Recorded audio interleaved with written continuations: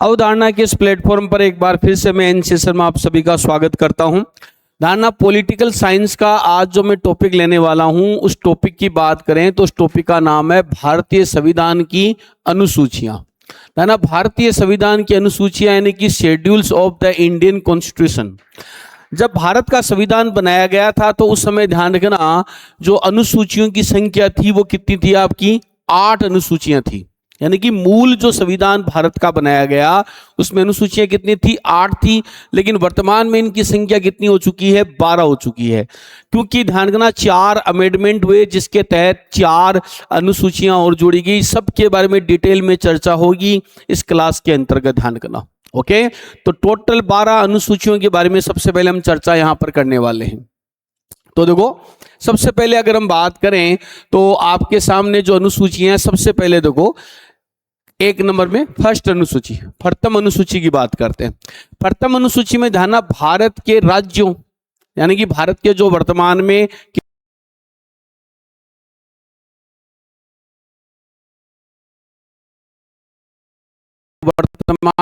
कितने हैं,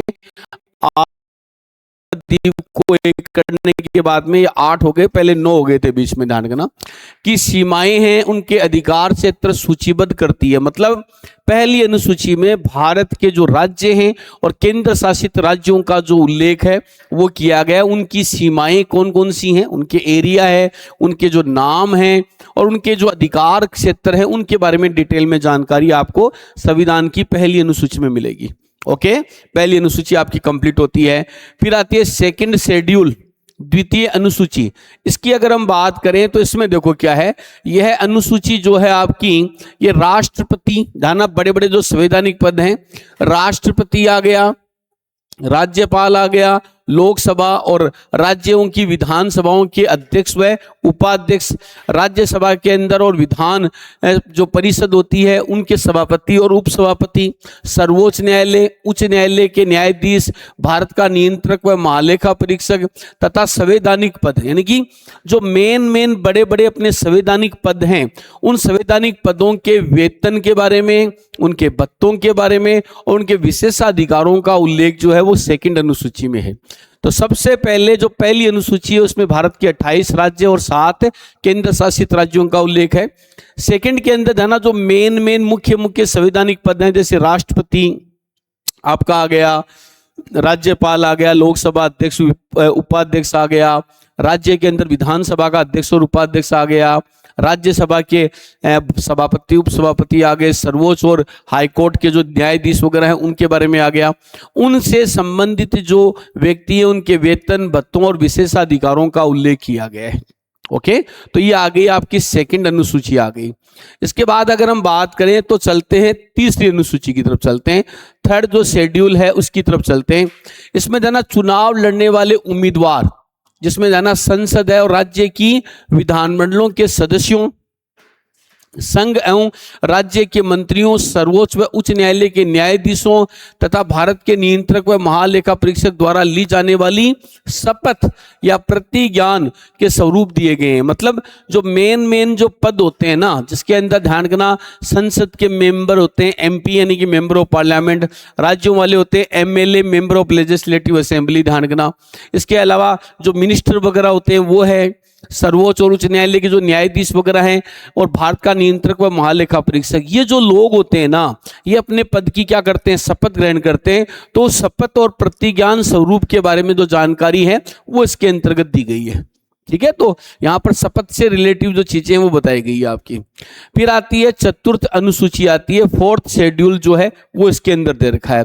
इसमें जाना राज्यसभा में प्रत्येक राज्य और केंद्र शासित प्रदेश की सीटों का आवंटन का उल्लेख है। देखो, हमारे देश के अंदर भारत के राज्यों के अंदर अगर हम बात करें तो होती है विधानसभा। भारत के राज्यों में क्या होती है? विधानसभा। और विधानसभाओं से के द्वारा चुने जाते हैं राज्यसभा के मेंबर। राज्यसभा के मेंबर वर्तमान में 233 + 12 245 है। तो राज्यसभा के जो 245 मेंबर हैं उनमें कौन कौन से राज्य से कितने मेंबर चुने जाएंगे और केंद्र शासित से कितने कितने आएंगे, इनका जो सीटों का प्रावधान है वो संविधान की चौथी अनुसूची के अंतर्गत किया गया है। फोर्थ जो शेड्यूल है उसके अंतर्गत इसके बारे में जानकारी जिम्मेदारी दी गई है। तो ध्यान, चौथी अनुसूची के अंदर राज्यों के जो एक तरीके से मेंबर होते हैं राज्यसभा में जाने वाले, उनका उल्लेख जो है वो इसके अंतर्गत मिलता है आपका। ओके, तो सबसे पहले मेरे लिए मेरा देश जो है ना, उसके राज्य और केंद्र शासित राज्य सबसे पहले मेरे लिए है। फिर मेरे को क्या चाहिए? वेतन चाहिए। वेतन यानी कि पैसा चाहिए। पैसा किस में आता है? सेकंड अनुसूची में आता है। फिर क्या ले लेता हूं मैं? शपथ ले लेता हूं, यानी कि संवैधानिक पदों का शपथ आ गया। और फिर मैं ध्यान रखना क्या करता हूं? राज करता हूं। राज का मतलब राज्यसभा। तो इस तरीके से आप याद कर सकते हो। शुरू की 4 अनुसूचियों को याद करने का तरीका, सबसे पहले मेरे लिए मेरा देश, उसके राज्य और केंद्र शासित राज्य। सेकंड में मेरे को क्या चाहिए? पैसा यानी कि वेतन का उल्लेख है। थर्ड में मैं क्या ले लेता हूं? शपथ ले लेता हूं, तो शपथ का उल्लेख आ गया 3 में। और फोर्थ में अगर हम बात करें तो मैं राज करता हूं, ध्यान रखना, तो राज्यसभा के मेंबरों का उल्लेख जो है वो संविधान की कौन सी अनुसूची में है? चौथी अनुसूची में है। इसके बाद ध्यान रखना 5वीं अनुसूची, 5th जो शेड्यूल है वो इसके अंतर्गत आपका दिया हुआ है। 5वीं अनुसूची दी हुई है। इसमें जाना अनुसूचित क्षेत्रों और जनजातीय क्षेत्रों के प्रशासन और नियंत्रण का उल्लेख है। ठीक है, यानी कि एडमिनिस्ट्रेशन कौन सा? अनुसूचित क्षेत्रों और अनुसूचित जो जनजातियों के क्षेत्र हैं, इसमें विशेष रूप से आपके एसटी यानी कि शेड्यूल ट्राइबल जो एरिया है, उनके प्रशासन और उनके ऊपर जो नियंत्रण कंट्रोल वगैरह होता है, उसका उल्लेख जो वो 5वीं अनुसूची में किया गया है। तो अनुसूचित क्षेत्र यानी कि एरिया हो गए आपके। सेकंड, जनजातीय क्षेत्र। देखो, एक तो होती है अनुसूचित जाति, एक होती है अनुसूचित जनजाति। तो ये अनुसूचित जो क्षेत्र वगैरह उनके बारे में, जो आदिवासी होते हैं ना, जैसे भील, मीणा, ग्रासिया, ठीक है, उनसे संबंधित है। फिर आती है आपकी, यहां अगर हम बात करें तो 6ठी अनुसूची, 6 शेड्यूल जो है वो क्या कहता है? देखो, इसके अंदर ध्यान, एक तो असम राज्य, मेघालय, त्रिपुरा और मिजोरम, ये 4 स्टेट के नाम याद कर लो। असम, मेघालय, त्रिपुरा और मिजोरम के जनजातीय यानी कि शेड्यूल ट्राइबल जो एरिया, उनके प्रशासन से संबंधित जो प्रावधान है उसका उल्लेख जो है वो किया गया है। तो स्पेशल रूप से 4 राज्यों का उल्लेख मिलता है। असम, मेघालय, त्रिपुरा और मिजोरम के जनजातीय क्षेत्रों के प्रशासन का उल्लेख 5वीं अनुसूची के अंदर है। दाना 5वीं अनुसूची में 4 राज्यों के प्रशासन का उल्लेख है, स्पेशल रूप से जनजातीय। और ध्यान रखना, 6ठी अनुसूची है, 6ठी अनुसूची है। 5वीं अनुसूची तो पीछे आ चुकी है। 6वीं में 4 राज्यों के प्रशासन का उल्लेख है। फिर देखो आगे अगर हम बात करें तो आगे आती है आपकी 7वीं अनुसूची। दाना 7th जो शेड्यूल है, इसकी अगर हम बात करें तो इसमें 3 अनुसूचियों के माध्यम से संघ राज्य के बीच शक्तियों का विभाजन किया गया है। देखो 3 प्रकार की सूची होती है। एक होती है संघ सूची, ठीक है, एक होती है आपकी कौन सी सूची? राज्य सूची होती है, और एक ऐसी होती है जिस पर दोनों कानून बना सकते हैं, उसको हम बोलते हैं समवर्ती सूची बोलते हैं। ध्यान रखना, ठीक है, ध्यान रखना। प्रारंभ में अगर हम बात करें तो इसका उल्लेख किया गया है संघ सूची के विषय जिन पर संघ सरकार कानून बना सकती है। ध्यान रखना, इसके पहले मूल विषय कितने थे? 97 थे। ध्यान रखना, वर्तमान में इसके सब्जेक्ट जो है, विषय जो वो कितने हो चुके हैं? 100, है ना। संघ सूची यानी कि यूनियन लिस्ट। संघ का मतलब यहां पर क्या आ गया है? Union list. इसके पहले सब्जेक्ट कितने थे? 97 थे, वर्तमान में 100 सब्जेक्ट हो चुके हैं। ध्यान रखना। फिर आता है राज्य सूची। राज्य सूची की विषयों की बात करें, इस पर कानून बनाने का अधिकार राज्य सरकार को होता है। ध्यान रखना, ठीक है। इसके पहले थे प्रारंभ में जो इसके सब्जेक्ट थे, ध्यान रखना, ओरिजिनल रूप में थे तो 66 थे, वर्तमान में कितने? 61 है। तो ये ध्यान घटे हैं, ये घटे हैं, वो ध्यान 97 से 100 हो गए, और ये 61 है वर्तमान में, जो पहले 66 थे। ध्यान रखना, ठीक है, राज्य सूची का। अब थर्ड कौन सा आता है? विशेष परिस्थितियों में संघ सरकार और राज्य सूची के विषयों पर भी कानून बना सकती है, वो समवर्ती सूची के मामले आ जाते हैं, जिनकी विषय संख्या पहले 47 थी, अब कितने हैं? 52 है। तो ध्यान, वे विषय जिन पर संघ और राज्य दोनों कानून बना सकती है, तो कुछ विशेष हालातों के अंतर्गत केंद्र द्वारा बनाए गए ही कानून जो मान्य होंगे। अगर दोनों ने कानून बना दिया तो किसका कानून मान्य होगा? केंद्र सरकार का कानून जो है वो मान्य होगा। ध्यान, इसके पहले विषय 47 थे, अब कितने? 52। तो ध्यान, संघ यानी कि यूनियन की अगर हम बात करें तो यूनियन के जो सब्जेक्ट थे, विषय थे, वो कितने थे? 97 थे, वर्तमान में 100 हो गए। फिर ध्यान रखना, अगर हम बात करें जो स्टेट जो लिस्ट थी उसकी बात करें तो पहले उसके जो सब्जेक्ट थे वो 66 थे, वर्तमान में 61 है। और थर्ड अगर हम बात करें तो ध्यान रखना, वर्तमान में आपके समवर्ती सूची के जो विषय हैं वो पहले 47 थे, जो अब बढ़कर कितने हो गए हैं? 52 हो गए। तो ध्यान रखना, संघ सूची और समवर्ती सूची के तो बढ़े हैं और राज्य सूची के विषय क्या हुए हैं? आपके कम हुए हैं। इसमें क्या है, विषय बाकायदा डिवाइड किए हुए हैं कि कौन से विषय केंद्र के और कौन से विषय राज्य के। तो केंद्र और राज्य के बीच शक्तियों का बंटवारा जो है वो संविधान की कौन सी अनुसूची में है? 7वीं में। तो याद करने का फार्मूला है 6 से 7वीं अनुसूची और 6 से शक्तियों का विभाजन। तो शक्ति 7वीं अनुसूची। फिर देखो आगे आपका आता है 8वीं अनुसूची आती है। 8वीं अनुसूची की बात करें तो भारतीय संविधान द्वारा मान्यता प्राप्त भाषाओं की सूची है। प्रारंभ में इनकी कितनी संख्या थी? 14 भाषाएं थी, लेकिन वर्तमान में ध्यान है इनकी संख्याएं कितनी हो चुकी हैं? 22 हो चुकी हैं। ध्यान रखना, ये कुछ अमेंडमेंट हुए इंडिया के अंदर। सबसे पहले 21वां संविधान संशोधन, 21वां अमेंडमेंट हुआ, जिसके तहत 14+1 यानी कि सबसे पहले जोड़ी गई सिंधी भाषा। 21वें संविधान संशोधन द्वारा 1967 के अंदर सिंधी भाषा जोड़ी गई। फिर ध्यान रखना, 71वां संविधान संशोधन हुआ 1992 के अंदर अमेंडमेंट। इसके तहत ध्यान 15 भाषाएं हो गई, 3 भाषाएं और जोड़ दी गई, जिसके बाद 18 हो गई। ये 3 भाषाएं कौन कौन सी है? कोंकणी, मणिपुरी और नेपाली।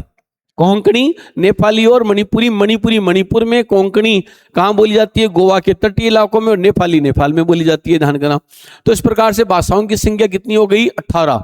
कौन सा अमेंडमेंट था? 71 था। फिर ध्यान करना, 92वां संविधान संशोधन हुआ 2003 के अंदर। कौन सा?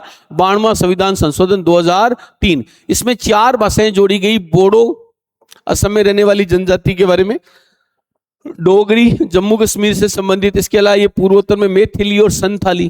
ठीक है, तो मूल रूप से आपको पता है 14 थी, फिर जोड़ी गई सिंधी, फिर जोड़ी गई 3 नेपाली, मणिपुरी और कोंकणी, और फिर बोर्ड जोड़ दी गई आपकी कितनी? 4, बोडो, डोगरी, मैथिली और संथाली।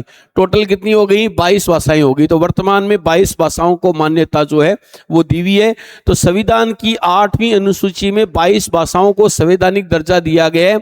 मूल रूप से ध्यान, भाषाओं की संख्या 14 थी, वर्तमान में कितनी हो चुकी है? आपकी 22 हो चुकी है। फिर आता है आपकी 9वीं अनुसूची आती है। 9वीं अनुसूची की बात करें तो ये ध्यान रखना, पहला संविधान संशोधन हुआ था, पहला अमेंडमेंट हुआ था भारत के संविधान के अंदर। उसके तहत 9वीं अनुसूची जोड़ी गई थी। ध्यान, भारत के मूल संविधान में 8 अनुसूचियां थी और 9वीं अनुसूची के लिए पहला संविधान संशोधन हुआ था। ध्यान, ये संविधान सभा ने किया था। पहला जो अमेंडमेंट था वो संविधान सभा ने किया था, क्योंकि लोकसभा और राज्यसभा के इलेक्शन जो थे वो हुए थे 1952 के अंदर हुए थे। लोकसभा और विधानसभा के जो इलेक्शन थे केंद्र के अंदर और राज्य के अंदर, वो 1952 में हुए थे। तो ऐसी स्थिति में संविधान सभा द्वारा पहला अमेंडमेंट किया गया था। इसका उद्देश्य देना भूमि सुधार जैसे कानूनों की समीक्षा से बचना था। क्या हुआ, उस समय जब हमारा देश आजाद हुआ तो राजा, महाराजा और जागीरदारों के पास भूमि बड़ी मात्रा में थी, तो उनकी भूमि छीनकर सरकार ने वो भूमि किसानों में बांटने का काम किया था।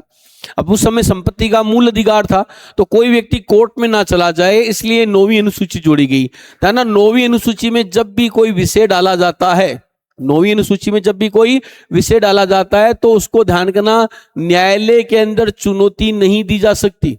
न्यायालय में इसको चुनौती नहीं दी जा सकती। ठीक है, आगे देखो, सर्वोच्च न्यायालय ने वामन राव बनाम भारत संघ 1981 में स्पष्ट किया कि 24 अप्रैल 1973 के बाद जोड़े गए कानूनों की न्यायिक समीक्षा की जा सकती है। मतलब ये रूल बना दिया गया कि 24 अप्रैल 1973 के बाद में कोई भी नया कानून बनाया गया है तो उसकी कोर्ट क्या कर सकती है? समीक्षा कर सकती है। दाना, संविधान में एक आर्टिकल है 137 जिसमें न्यायिक पुनर्वालोकन यानी कि जुडिशरी रिव्यू का अधिकार जो है वो ध्यान रखना कोर्ट को प्राप्त होता है। तो उससे बचने के लिए ध्यान रखना ये एक अनुसूची बनाई गई है आपकी। ध्यान, इसमें जब भी कोई विषय डाला जाएगा उसमें कोर्ट हस्तक्षेप नहीं करेगा। इस समय ध्यान, भूमि सुधार कार्यक्रमों को इसमें शामिल करने का कार्य किया गया था। फिर देखो आगे, फिर आगे आती है आपकी 10वीं अनुसूची। 10वीं अनुसूची के लिए ध्यान करना 52वां अमेंडमेंट हुआ था। 52वां संविधान संशोधन जो है वो 1985 में हुआ था। 52 ध्यान कॉन्स्टिट्यूशन अमेंडमेंट एक्ट जो है वो 1985 के अंतर्गत हुआ था। इसका उद्देश्य था दल बदल पर रोक लगाना। दल बदल पर क्या लगाना? रोक लगाना के आधार पर संसद और विधानमंडलों की सदस्यों की संख्या को अयोग्यता संबंधित प्रावधान किए गए। हुआ ये कि इंडिया के अंदर आए दिन धाना पॉलिटिकल जो पार्टियां हैं उनके जो एमपी या एमएलए होते हैं वो पैसों के लिए धाना पार्टियां बदलते रहते हैं। तो उससे संबंधित कानून वगैरह या जो कठोरता जो है वो बनाने का काम किया गया इस अमेंडमेंट के तहत। तो दल बदल संबंधी कानून आपको मिलेगा 10वीं अनुसूची में, जिसको जोड़ा गया था 52वें अमेंडमेंट के तहत 1985 के अंदर। फिर आती है आपकी 11वीं अनुसूची। 11वीं अनुसूची की बात करें तो इसके लिए धाना 73वां संविधान संशोधन हुआ था 1992 में। 73 अमेंडमेंट 1992 के अंतर्गत हुआ था, कॉन्स्टिट्यूशनल अमेंडमेंट एक्ट 1992। यानी इसमें पंचायती राज की शक्तियों को उत्तरदायित्व निर्धारित किया गया, मतलब पंचायती राज को इसमें संवैधानिक दर्जा दे दिया गया। पहले ध्यान पंचायती राज व्यवस्था जो थी ना उसके चुनाव जो होते थे वो अनिवार्य नहीं थे। संविधान के अंदर आर्टिकल नंबर था 40, आर्टिकल नंबर कितना था? 40। उसके तहत राज्य सरकार अपनी इच्छा से धाना पंचायती राज का गठन कर सकती थी। लेकिन यहां पर ये जो अमेंडमेंट हुआ इसमें पंचायत की शक्तियों और उत्तरदायित्व का निर्धारण जो है वो करने का कार्य जो था वो किया गया था। ठीक है, तो इस पंचायत की शक्तियां और उत्तरदायित्व का निर्धारण किया गया। धाना पंचायत के अधिकार क्षेत्रों के विषय कितने हैं? 29। तो पंचायत को कितने विषय दिए गए? आपके 29 जो विषय हैं वो रखने का कार्य जो वो किया गया और पंचायती राज को संवैधानिक जो दर्जा है वो देने का कार्य जो था वो किया गया था। एक चीज और बता दूं मैं आप लोगों को, इस अमेंडमेंट के तहत त्रिस्तरीय भारत में जाना बलवंत राय मेहता नाम की एक समिति थी। उस बलवंत राय मेहता समिति की सिफारिश से त्रिस्तरीय पंचायती राज व्यवस्था को अपनाया गया।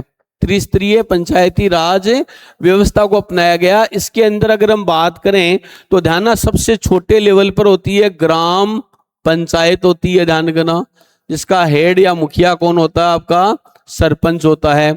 सेकंड नंबर में बात करें तो इसके अंदर आ जाती है आपकी पंचायत समिति आ जाती है, ध्यान रखना, जिसका मुखिया कौन होता है? आपका प्रधान होता है। और तीसरे नंबर पर आती है जिला परिषद। जिला परिषद होती है जिसका हेड या होता है मुखिया जिला प्रमुख होता है, ध्यान रखना। कौन होता है? जिला प्रमुख जो है वो मुखिया होता है। तो इस प्रकार से इसको डिवाइड करने का कार्य जो है वो किया गया है। ठीक है, फिर आती है लास्ट के अंदर आती है 12वीं अनुसूची। तो इसमें भी ध्यान एक अमेंडमेंट हुआ, 74वां संविधान संशोधन जो 1992 में हुआ था। ध्यान ये संशोधन 92 में हुए थे लेकिन इनको लागू 1993 में किया गया था। लागू कब किया गया था? 1993 में लागू करने का कार्य जो था वो किया गया था। ये लाए गए थे 1992 के अंतर्गत। इसमें ध्यान नगर पालिकाओं की शक्तियों और उत्तरदायित्वों को निर्धारण किया गया, यानी कि हम ये कह सकते हैं कि नगरीय प्रशासन को संवैधानिक दर्जा दे दिया गया। किसको? नगरीय जो प्रशासन है उसको क्या दिया गया? संवैधानिक जो दर्जा है वो दिया गया। तो नगरीय प्रशासन को संवैधानिक दर्जा जो है वो 12वीं अनुसूची में दिया गया है और 74वें अमेंडमेंट के तहत 12वीं अनुसूची जोड़ी गई थी। तो ध्यान मूल रूप से संविधान में 8 अनुसूचियां थी, 4 अनुसूचियां जो हैं वो बाद में जोड़ी गई थी और इनके लिए जो संशोधन हुए थे, पहला संविधान संशोधन हुआ था। फिर अगर हम बात करें तो कौन सा हुआ था? आपका 52वां जो था वो हुआ था, फिर 73वां और 74वां संशोधन जो है वो हुआ था। तो ये आ गई आपकी संविधान की अनुसूचियां आ गई, ध्यान रखना। ध्यान नगर पालिका या पंचायती राज के अधीन कितने विषय? टोटल 18। और पंचायती राज वाले कितने बताए थे? 29 बताए थे। ठीक है, तो नगरीय प्रशासन की बात करेंगे 18 और पंचायती राज की बात करेंगे तो उनकी संख्या कितनी है? 29 विषय है। तो ध्यान रखना ये अपना टॉपिक था, अनुसूचियों के बारे में था, शेड्यूल के बारे में था, जिनकी संख्या ध्यान वर्तमान में 12 है, जबकि मूल संविधान के अंदर इनकी संख्या कितनी थी? 8 थी। अब इसके साथ साथ ध्यान एक टॉपिक और हम कवर करेंगे आज, वो है ध्यान भारत के संविधान के भाग। दाना इसको भी हम साथ साथ में कवर कर लेते हैं। भारत के संविधान के भाग, अगर भारत के संविधान के भाग की बात करें तो ध्यान रखना मूल रूप से जो भाग थे उनकी संख्या ध्यान 22 थी। जब हमारा कॉन्स्टिट्यूशन बनाया गया था तो उनकी संख्या कितनी थी? 22 थी। और वर्तमान में संख्या कितनी हो चुकी है? 25 हो चुकी है। दाना हमारे संविधान के अंदर वैसे देखें तो संख्या की दृष्टि से अनुसूचियों की संख्या बढ़ी है। भाग आज भी संख्या में 22 ही हैं, लेकिन उन 22 के अंदर बीच में जैसे 9 है तो 9 में क, 9 में ख, इस प्रकार से जुड़े गए हैं। तो भारत के अंदर बात करें तो मूल संविधान के अलावा जो संविधान की अनुसूचियां और जो भाग है उनमें कुछ भाग और अनुसूचियां जोड़ी गई हैं। तो भागों की बात करें तो ध्यान, भारत के मूल संविधान के अंदर कितने भाग थे? 22 थे। वर्तमान में इनकी संख्या कितनी है आपकी? 25 है। तो संशोधन द्वारा कितने जोड़े गए? 4 जोड़े गए हैं। अब आप कहोगे सर 4 जोड़े गए तो 22 और 4 कितने होते हैं? 26 होते हैं। बिल्कुल 26 होते हैं, लेकिन यहां पर मैं आपको बताऊंगा भाग 9 के अंदर ही एक और भाग जो है वो जोड़ने का कार्य किया गया है, जिसके आधार पर इनकी संख्या कितनी है आपकी? 25 ही आती है। ठीक है, फिर आगे देखो संविधानों के भागों का सूची देखो क्रमवार। सबसे पहले नंबर 1 संविधान का भाग नंबर 1 जो है, पार्ट नंबर 1 जो है, इसमें संघ और उसके राज्य क्षेत्रों का उल्लेख है। यानी कि भारत जो देश है और उसके जो राज्य है उनका उल्लेख है। और अनुच्छेद 1 से लेके आर्टिकल 1 से लेके 4 तक इनके बारे में उल्लेख है। The union and it's territory जो है आर्टिकल 1 से लेके 4 तक इनका उल्लेख है। सेकंड नंबर जो आर्टिकल है आपका, जो भाग है आपका, सेकंड जो भाग है उसमें नागरिकता यानी कि सिटीजनशिप के बारे में उल्लेख है। आर्टिकल 5 से लेके 11 है। ठीक है, तो पहले में क्या है आपका? संघ और उसके राज्य क्षेत्र। सेकंड के अंदर नागरिकता संबंधी जो है वो मामला आ जाता है, सिटीजनशिप। थर्ड में मौलिक अधिकार, फंडामेंटल राइट्स का उल्लेख है, ध्यान रखना, जो आर्टिकल 12 से लेके 35 के बीच आ जाता है। इसके बाद में जो 4 नंबर है उसमें राज्य के नीति के निर्देशक तत्व है, ध्यान रखना। नीति के तत्वों को अंग्रेजी में बोलते हैं directive principles of state policy. Article 36 से लेके 51 तक इनका उल्लेख है।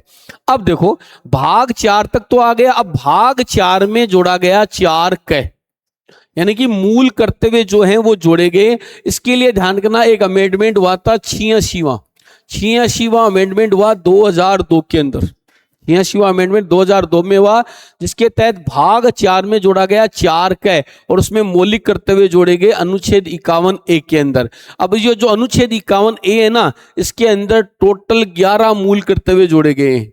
कितने मूल कर्तव्य जोड़े गए? 11 मूल कर्तव्य, फंडामेंटल ड्यूटी जो है वो जोड़ने का काम किया गया है। ठीक है, फिर आता है भाग नंबर 5। इसमें संघ सरकार, सेंटर जो गवर्नमेंट है उसकी डिटेल, उसकी जितनी भी पोस्ट है, प्राइम मिनिस्टर है, राष्ट्रपति है, उन सब का उल्लेख जो है वो संघ सरकार भाग नंबर 5 में, जैसे 52 में राष्ट्रपति आ गया, 76 में प्रधानमंत्री, मंत्रिपरिषद का उल्लेख आ गया, अनुच्छेद 63 के अंदर उपराष्ट्रपति का उल्लेख आ गया। तो ये सब चीजें इसके अंदर जाती है। तो केंद्र की जो सरकार है, यूनियन जो गवर्नमेंट है आपकी, वो उसका और उसके जो भी मेन संवैधानिक पद हैं, कॉन्स्टिट्यूशनल जो पोस्ट वगैरह, उनके बारे में उल्लेख मिलेगा आपको इसमें। ठीक है, फिर देखिए आगे तो आ गया द यूनियन गवर्नमेंट आ गया आर्टिकल 52 से 151 तक।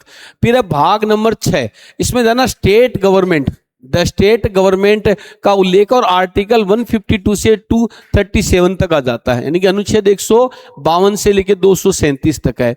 दाना राज्य में गवर्नर होता है, उसका उल्लेख आर्टिकल 153 के अंदर किया गया है। ठीक है, फिर ध्यान रखना भाग नंबर 7 की अगर हम बात करें तो ये क्या है आपका निरस्त, अनुच्छेद नंबर 238 की अगर हम बात करें तो ये जो है उनके बारे में जो सामान्य जानकारी जो होती है उसके अंतर्गत जो है वो की गई है। और फिर आ जाता है आपका भाग नंबर कौन सा आ जाता है आपका 8 आ जाता है। इसमें जाना केंद्र शासित प्रदेशों का उल्लेख है, जो आपके केंद्र शासित राज्य हैं भारत के, उनके बारे में जानकारी जो है वो केंद्र शासित की भाग 8 में है। और भाग 7 के अंदर निरस्त का मतलब जो इनके बारे में सामान्य अदर जो जानकारी है वो उल्लेख जो है इसके अंदर मिलता है। तो केंद्र शासित जो स्टेट है उनका भाग 8 के अंदर मिलता है। फिर आता है देखो भाग नंबर 9। भाग नंबर 9 की बात करें तो इसमें पंचायतों का उल्लेख है, आर्टिकल 243 से लेके 243O इसके अंदर क्या है, इसे जोड़ा गया है, ए बी सी इस प्रकार से जोड़ा गया है। तो ध्यान रखना ये आपका 243 से लेके 243 ओ तक आ जाता है। जैसे कै ख घेड़ है वैसे इसमें ओ तक जो है वो विषयों का उल्लेख किया गया है। फिर ध्यान रखना नो के अंदर जोड़ा गया 9A, संविधान के भाग 9 में क्या जोड़ा गया, 9A जो है वो जोड़ा गया है। इसमें जाना नगर पालिकाएं, जो नगरीय प्रशासन को संवैधानिक दर्जा दिया गया उसको इसमें शामिल किया गया है। तो देखो यहाँ पर ओ के आगे का जो मामला है वो यहाँ पर आपको देखने को मिलेगा, आर्टिकल 243। तो आर्टिकल 243 के अंदर कई आर्टिकल है, इसमें पंचायती राज के भी आ गए और नगरीय प्रशासन के भी आ गए। ठीक है, फिर ध्यान रखना आपका आ जाता है सहकारी समितियां, ये भाग नंबर 9B। देखो 9 के अंदर फिर 9A आ गया, फिर 9 के आ गया B आ गया आपके सामने। तो सहकारी समितियां जो है उनका उल्लेख आप देखो इसके अंदर भी जी के बाद में यहाँ पर 243 ZH ZT इस प्रकार से अदर जो आर्टिकल है अनुच्छेद जो है उनका प्रावधान जो है वो इसके अंदर किया गया है। तो ध्यान, संविधान का भाग जो 9 है उसके अंदर 9AB और 9BB है।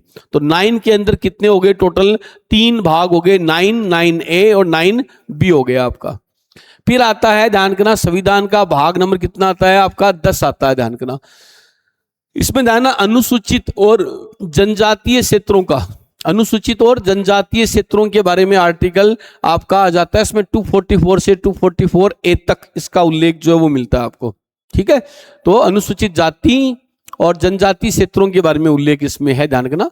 फिर आता है आपका संघ और राज्य क्षेत्रों के बीच संबंध, ना यूनियन और जो स्टेट होते हैं, सेंटर और जो स्टेट होते हैं उनके बीच जो संबंध वगैरह हैं, जो रिलेशन है वो कैसे रहेंगे, उनका जो उल्लेख है, उनका जो क्लियर करने का कार्य किया गया है वो इसके अंदर मिलेगा भाग नंबर 11 के अंदर। आर्टिकल 245 से 263 तक आ जाएगा आपका। फिर आता है आपका भाग नंबर कितना आता है, 12। इसमें वित्त, संपत्ति, समुदाय और वाद, जो भी विवाद वगैरह है, वित्त है, संपत्ति है, केंद्र और राज्य के बीच में अगर हो तो ध्यान रखना उससे संबंधित जो उल्लेख है वो यहाँ पर मिलेगा। दाना केंद्र और राज्य के अंदर वित्त का बंटवारा होता है, आपको पता होगा अनुच्छेद नंबर 280, अनुच्छेद नंबर 280 जिसके तहत वित्त आयोग का गठन होता है। वित्त आयोग डिसाइड करता है कि केंद्र का हिस्सा कितना होगा, राज्य का हिस्सा कितना होगा, तो ये डिसाइड करने का काम जो है वो यहाँ किया जाता है। तो संविधान का ये भाग नंबर कितना है आपका, 12 है, ध्यान रखना। फिर आता है भाग नंबर आपका 13। ये भारत के राज्य क्षेत्र के भीतर व्यापार, वाणिज्य और समागम, यानी कि जो सामान लाना ले जाना वगैरह ये जो आ जाता है ना वो इसी के अंदर आता है। तो भारत के जो राज्य है उनके क्षेत्र का भीतर का व्यापार यानी कि ट्रेडिंग वगैरह जो है उनसे संबंधित आपका आ जाता है। वाणिज्य वगैरह जो भी है सामान वगैरह ट्रेड से संबंधित मामला आता है इसमें। ठीक है, तो ट्रेड एंड कॉमर्स एंड जो इनसे रिलेटिव जो मामला होता है वो इसके अंदर शामिल किया जाता है। फिर आता है भाग नंबर कौन सा आता है आपका, 14 आता है। भाग नंबर 14 में बात करें तो केंद्र सरकार और राज्य सरकार के अधीन सेवाएं होती हैं। आपने देखा होगा एक तो होती है यूपीएससी, एक कौन होती है आरपीएससी, और इन एग्जामों को अलग अलग संस्थाएं करवाती है। सेंटर में यूपीएससी करवाती है, राज्य में कौन करवाती है, आरपीएससी। जैसे राजस्थान की बात करें तो संघ और राज्य के अधीन जो सेवाएं होती है, बड़ी बड़ी सर्विस होती है, यूपीए है, आईपीएस है, आईएएस है, ये जो है वो इसमें शामिल होती है, ध्यान रखना। फिर देखो 14A, 14 के अंदर क्या जोड़ा गया, 14A जोड़ा गया, अधिकरण, अनुच्छेद नंबर 323A से 323 के मध्य। तो ध्यान, ट्रिब्यूनल्स जो एरिया है मतलब इनसे संबंधित ही जो और चीजें हैं, स्टेट और केंद्र के बीच जो भी कुछ विवाद वगैरह होते हैं उनसे संबंधित मामला इसके अंदर है। फिर आता है संविधान का भाग नंबर कौन सा आता है आपका, 15। इसमें जाना निर्वाचन यानी कि इलेक्शन रिलेटिव, आपने देखा होगा इलेक्शन कमीशन होता है, उसका चेयरमैन होता है, उनसे संबंधित जो जानकारी है वो आपके संविधान के भाग नंबर 15 में है। आर्टिकल 324 से 329A तक ध्यान इसका उल्लेख जो मिलेगा, जिसमें इलेक्शन कमीशन वगैरह आ जाता है। स्टेट में भी ध्यान रखना स्टेट इलेक्शन कमीशन होता है आपका। ठीक है, फिर आ गया आपका भाग नंबर 16। इसमें कुछ वर्गों से संबंधित विशेष प्रावधान, ना समाज के कुछ वर्ग ऐसे होते हैं जो कमजोर होते हैं, पिछड़े होते हैं, उनसे कुछ विशेष रिलेटिव जो चीजें हैं उनका उल्लेख जो है वो इसके अंतर्गत किया गया है। फिर आता है भाग नंबर 17, राजभाषा। ध्यान, हमारे देश की राजभाषा कौन सी है, हिंदी है। है ना। हिंदी राष्ट्रभाषा नहीं बल्कि कौन सी भाषा आपकी, राजभाषा। तो राजभाषा से संबंधित जो उल्लेख है वो आर्टिकल 343 से 351 के बीच जो है वो देखने को मिलेगा आप लोगों को, ठीक है। फिर आता है आपका भाग नंबर आता है 18। इसकी बात करें तो आपातकालीन प्रावधान, इमरजेंसी, जब हमारे देश पर कोई अटैक कर देता है, वित्तीय इकोनॉमिक इमरजेंसी हो जाती है वो है, या एग्जाम्पल के रूप में बात करें किसी राज्य में क्या लगा दिया गया हो, राष्ट्रपति शासन लगा दिया गया हो, वो जो सब है वो संविधान के भाग नंबर 18 में है। दाना इसमें इमरजेंसी प्रोविजनल्स जो है आर्टिकल 352 से 360 के मध्य आ जाता है आपका। फिर कुछ अदर चीजें हैं, विविध चीजें हैं जो 361 से 368 के बीच आपको देखने को मिलेगी, ध्यान रखना। अदर जो प्रशासन वगैरह से संबंधित जो व्यवस्थाएं हैं वो इसमें आती है।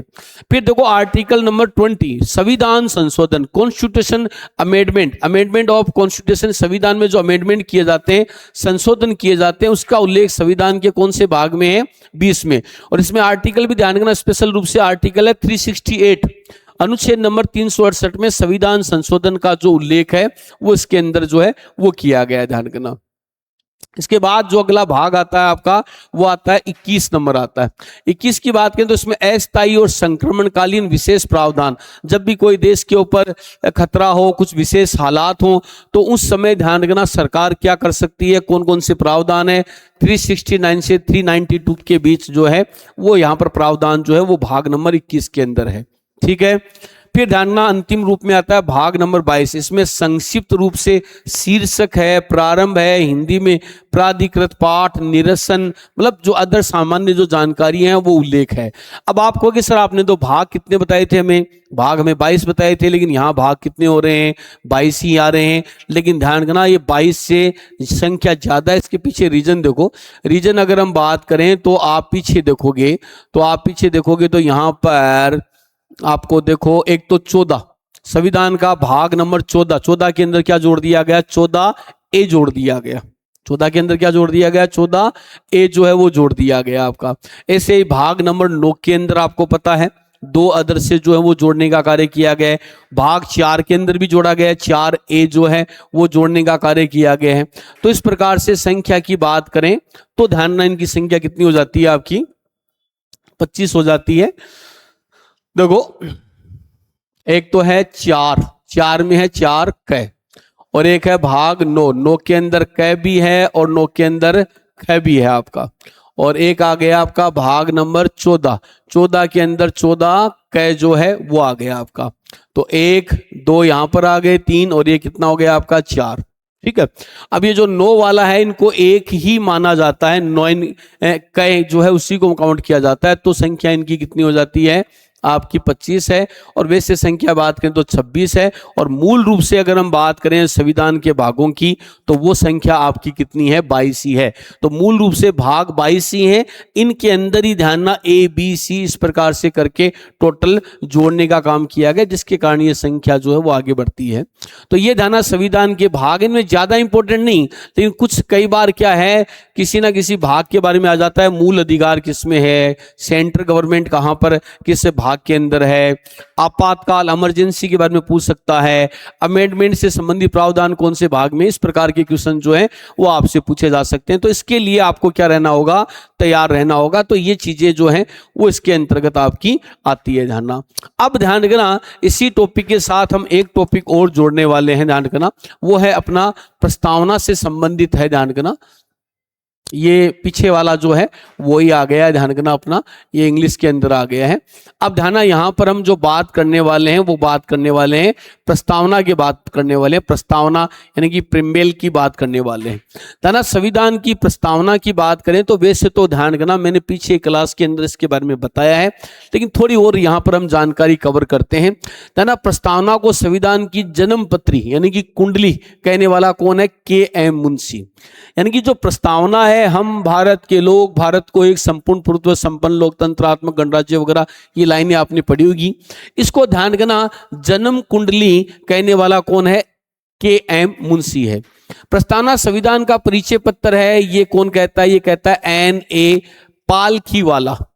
NA पालखीवाला कहता है कि प्रस्तावना जो है वो संविधान का क्या है, परिचय है, एक प्रकार का इंट्रोडक्शन देने का जो कार्य है, या आइडेंटिटी की बात करें तो वो मानी जाती है। इसके अलावा प्रस्तावना संविधान की आत्मा है, ये कहने वाला कौन है? ठाकुर दास भार्गव। दाना ये पंडित नेहरू ने भी कहा, पंडित नेहरू और ठाकुर दास भार्गव ने प्रस्तावना को संविधान की क्या कहा है? आत्मा कहा है, ध्यान रखना। अब देखो ये प्रस्तावना की जो लाइनें आपने जरूर पढ़ी होगी, हम भारत के लोग भारत को एक संपूर्ण प्रभुत्व संपन्न का मतलब है सभी शक्तियों से संपन्न। संपूर्ण प्रभुत्व संपन्न का मतलब है सभी प्रकार की शक्तियों से संपन्न, समाजवादी, समाज में समानता स्थापित करना, अमीरी गरीबी का भेदभाव क्या करना, खत्म करना, पंथ निरपेक्षता, पंथ का मतलब धर्म, धर्म के मामले में हम क्या रहेंगे? निरपेक्ष रहेंगे। लोकतांत्रिक, जनता का जनता के लिए क्या करेंगे? शासन स्थापित करेंगे। गणराज्य, गणराज्य यानी कि हमारे देश का जो राष्ट्र का मुखिया होगा वो वंशानुगत ना होकर निर्वाचित होगा के लिए, तथा उसके समस्त नागरिकों को सामाजिक, आर्थिक और राजनीतिक न्याय, ध्यान रखना तीनों प्रकार के न्याय की बात कही गई है, सामाजिक, आर्थिक और राजनीतिक न्याय, विचार, अभिव्यक्ति, विश्वास, धर्म की और उपासना की स्वतंत्रता, मतलब आप अपने विचार अभिव्यक्त कर सकते हो, आपको जिस भी चीज में विश्वास है वो आप रखो, आपको धर्म की मानने की स्वतंत्रता है, आप किसी की भी उपासना कर सकते हो, ये पूरी स्वतंत्रता दी गई है। प्रतिष्ठा और अवसर की समता, मतलब सम लोगों को समान मौके मिलेंगे अपने आप को आगे बढ़ाने के लिए, अवसर के सबको समान जो है वो मौके प्राप्त होंगे प्राप्त कराने के लिए, तथा उन सब में व्यक्ति की गरिमा और राष्ट्र की एकता और अखंडता सुनिश्चित करने वाली बंधुत्व यानी कि भाईचारे को बढ़ाने के लिए हम कार्य करेंगे। तो ये प्रस्तावना की कुछ लाइनें हैं, ध्यान रखना, जिसके अंतर्गत अब देखो इसके अंदर भारत शब्द का उल्लेख, भारत शब्द का देखो, हम भारत के लोग, भारत भारत ये दो जगह भारत भारत शब्द आया है, फिर भारत शब्द नहीं आया है, इंडिया शब्द का इसमें उल्लेख नहीं किया गया है। ये तीन शब्द जो है वो बाद में जोड़े गए थे, समाजवादी, पंथ निरपेक्षता और एक अखंडता शब्द जो है वो आप लोगों को मिलेगा। ये आ गया आपका अखंडता। अखंडता का मतलब भारत अखंड राष्ट्र है, भारत का कोई भी स्टेट, कोई भी राज्य भारत से क्या नहीं हो सकता? अलग नहीं हो सकता। फिर देखो अंगीकरण, नीचे जो लाइनें हैं वो अंगीकरण से संबंधित है, एडोप्शन जो है उसके बारे में है ना। हम इस संविधान सभा में आज तारीख 26 नवंबर 1949, इसको ध्यान विक्रम संवत में लिखा है, मिति मार्ग शीर्ष शुक्ल सप्तमी संवत 2006 विक्रमी को एदत द्वारा इस संविधान को अंगीकृत, देखो अंगीकृत, अधिनियमित और आत्मकृत कर देते का क्या करते हैं? कार्य करते हैं। तो ये पूरी संविधान की प्रस्तावना आ गई ना। प्रस्तावना को ही हम क्या कहते हैं? उद्देशिका भी कहते हैं। संविधान की प्रस्तावना को हम क्या कहते हैं? उद्देशिका कहते हैं ना। उद्देशिका से ये स्पष्ट होता है कि संविधान को प्राधिकार मूल स्रोत भारत की जनता है। मतलब प्रस्तावना को जब आप लोग पढ़ते हो ना तो आपको ये पता चलता है कि इसमें जो शक्ति का सोर्स है वो जनता है, मतलब जनता ही शक्तियां जो है वो प्रदान कर रही है संविधान को अगर बात करें तो, क्योंकि संविधान के निर्माण में जनता की भागीदारी है आपकी। इसके अलावा देखा उद्देशिका में उन सभी अधिकारों व स्वतंत्रता की घोषणा की गई है जिन्हें संविधान निर्माताओं ने सभी नागरिकों के लिए सुनिश्चित किया। मतलब जो जो राइट दिए गए जिसमें चाहे धर्म हो, चाहे अभिव्यक्ति की स्वतंत्रता हो, चाहे अपने उपासना से संबंधित हो, विकास से संबंधित हो, सभी स्वतंत्रताओं का उल्लेख जो है वो प्रस्तावना में किया गया। कहने का मतलब प्रस्तावना हमारे देश के मूल ढांचे का एक संक्षिप्त रूप है, ध्यान रखना, ठीक है। इसके अलावा संविधान की उद्देशिका में अब तक केवल एक ही संशोधन हुआ, एक ही अमेंडमेंट हुआ है, ध्यान रखना, और वो अमेंडमेंट हुआ था 42वां अमेंडमेंट हुआ था 1976 में हुआ था। और इस अमेंडमेंट के तहत ये तीन शब्द जोड़े गए थे, ये तीन शब्द नहीं थे, ये बाद में जोड़े गए थे, समाजवादी, पंथ निरपेक्षता और अखंडता जो शब्द हैं वो जोड़े गए थे, ध्यान रखना। इसके अलावा ध्यान रखना प्रस्तावना से संबंधित कई बार मामले उठे हैं। कई बार ये हुआ कि प्रस्तावना क्या संविधान का भाग है? दाना ये बेरूबारी नहीं है, बेरूबारी है, ये बेरूबारी ना। कई बार ये मामला उठा कि प्रस्तावना क्या संविधान का भाग है, क्या इसमें संशोधन हो सकता है? तो ध्यान इस पर सुप्रीम कोर्ट ने कई बार अपने जजमेंट जो है वो देने का कार्य किया। तो यहां पर कुछ विवाद ऐसे ही है। एक तो है बेरूबारी यूनियन मामला 1960 के अंदर हुआ था। इस मामले में सर्वोच्च न्यायालय ने माना कि प्रस्तावना संविधान का अंग नहीं है। गौर करना, यानी कि बेरूबारी यूनियन मामले में सर्वोच्च न्यायालय ने कहा कि प्रस्तावना जो है वो संविधान का अंग या भाग नहीं है, लेकिन यह संविधान निर्माताओं की मंशा को दर्शाने वाली कुंजी है। मतलब ये बताती है कि देश की व्यवस्था कैसी है, ये बताने का काम प्रस्तावना जो है वो यहां पर करती है। सेकंड है आपका केशवानंद भारती बनाम केरल राज्य, ये बड़ा चर्चा का रहा हुआ है, 1973 के अंदर रहा था। इस बात में जाना सर्वोच्च न्यायालय ने 1960 के अपने पूर्व निर्णय को क्या कर दिया, निरस्त कर दिया, बदल दिया कि प्रस्तावना संविधान का भाग है। मतलब इसमें कहा गया कि भाग है, पीछे वाले बेरूबारी वाले विवाद में क्या कहा कि भाग नहीं है, इसमें कहा कि भाग है, ध्यान रखना। इसके अलावा न्यायालय ने यह भी कहा कि संसद को प्रस्तावना में संशोधन करने की शक्ति भी है, तभी तो हुआ 42वां संशोधन, ध्यान रखना। संविधान की मूल संरचना को नष्ट नहीं कर सकती, कि अमेंडमेंट तो कर सकती है, संशोधन तो कर सकती है, लेकिन मूल संविधान में कोई चेंज, कोई बदलाव करने का कार्य नहीं कर सकती। फिर ध्यान, विवाद आया एस.आर. बोमई वाद या विवाद 1994 में है। इस मामले में न्यायमूर्ति रामास्वामी ने कहा कि प्रस्तावना संविधान का अभिन्न अंग है। इसका मतलब समझ गए क्या, जो प्रस्तावना है वो संविधान का अभिन्न भाग है, साथ साथ में इसमें अमेंडमेंट संशोधन हो सकता है, लेकिन जो मूल ढांचा है, जो मूल स्वरूप है, उसमें कोई चेंज करने का कार्य जो है वो नहीं किया जा सकता। इन तीनों विवादों के अंदर सुप्रीम कोर्ट ने ये परिभाषा दी है।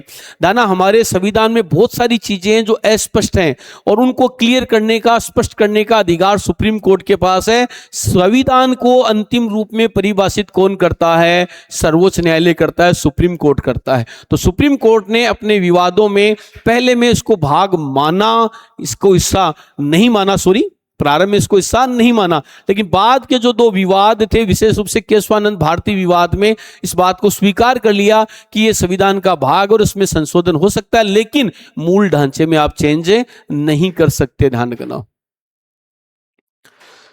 ठीक है, तो आज हमने ध्यान रखना इस क्लास के अंदर 2-3 चीजों को कवर कर लिया है। एक तो ध्यान रखना, मैंने अनुसूचियां कवर कराई। आपकी अनुसूचियां जो हैं आपकी मूल रूप से कितनी थी, 8 थी, फिर 4 और जोड़ दी गई, 12 अनुसूचियां कवर करवा दी आपकी, ध्यान रखना। सेकंड के अंदर ध्यान रखना, मैंने संविधान के जो भाग हैं वो आपको कवर करवा दिए। भाग की बात करें तो ध्यान रखना, प्रारंभ में कितने थे, 22 थे, फिर 4 और जोड़ दिए गए, उनके बारे में हमने बात कर ली। और थर्ड ध्यान रखना, हमने संविधान की जो प्रस्तावना है उसके बारे में भी हमने बात कर ली, उससे जुड़े हुए जो विवाद वगैरह थे उनके बारे में भी हमने चर्चा की है, ध्यान रखना। दाना, अगली क्लास हम फिर लेंगे जिसके अंदर कुछ और पॉलिटिकल से जुड़े हुए टॉपिकों को करवाएंगे। ठीक है, तो फिर मिलेंगे, तब तक जय हिंद, जय भारत।